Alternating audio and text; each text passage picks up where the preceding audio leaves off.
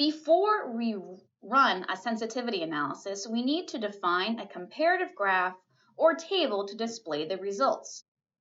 Place a new graph and double-click to open the parameter settings.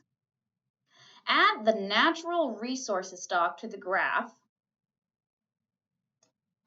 and then go up and select Comparative.